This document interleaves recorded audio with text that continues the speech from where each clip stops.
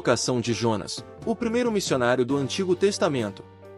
A indiferença gerada pela desobediência à palavra de Deus. Por Daniel Santos Ramos.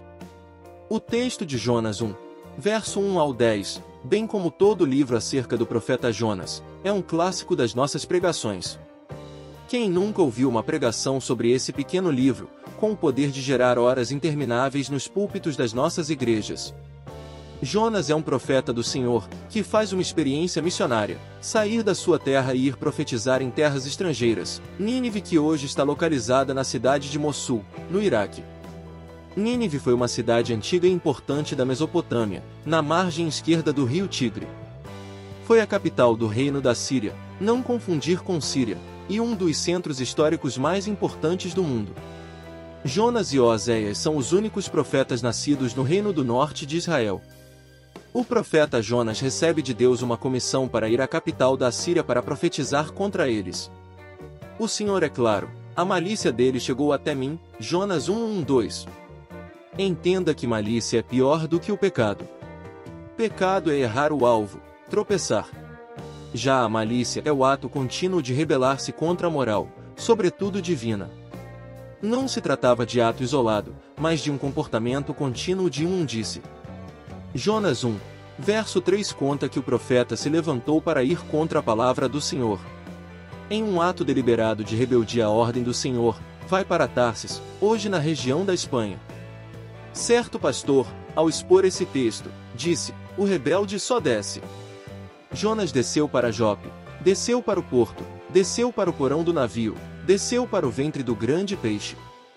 Ao contrário do que Deus tinha com ele, elevar a sua voz contra o pecado de uma cidade.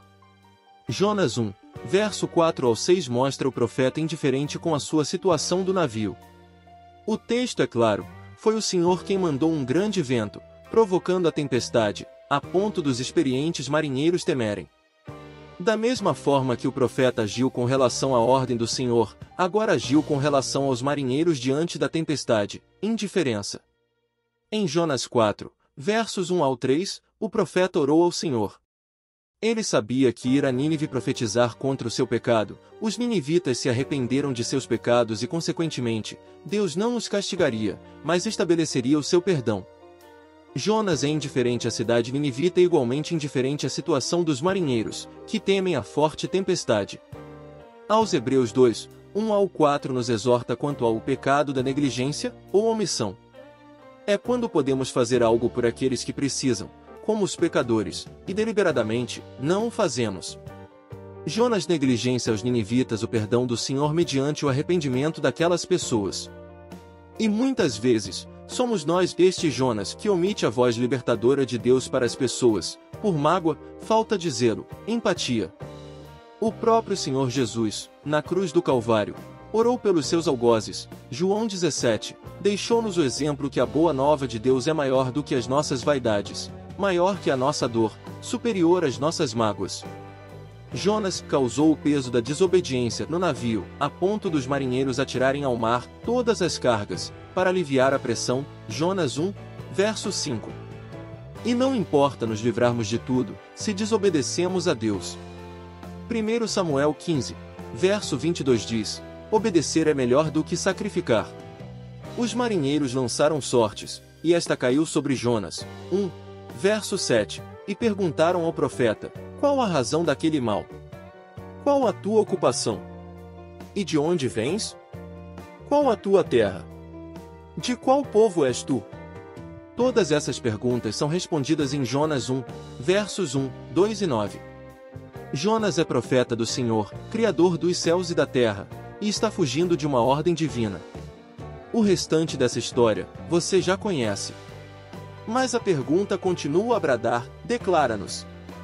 É o mundo nos perguntando, espera receber de nós alguma coisa, a exemplo do coxo na Porta Formosa, Atos 3, verso 1 ao 8, diante dos discípulos que não tinham nem prata nem ouro, mas tinham uma palavra poderosa de Deus: levanta e anda. A igreja conhece o caminho, Jesus. E tem autoridade para convidar quem está na sarjeta do pecado a andar. Basta dessa fuga da presença do Senhor. Isso é impossível, já foi provado no Salmo 139. Para onde fugirei da tua face? O Senhor tem sempre um grande peixe para quem ousa ir contrário aos seus desígnios. Essa exortação é bíblica. Tema ao Senhor, Salmo 111, verso 10.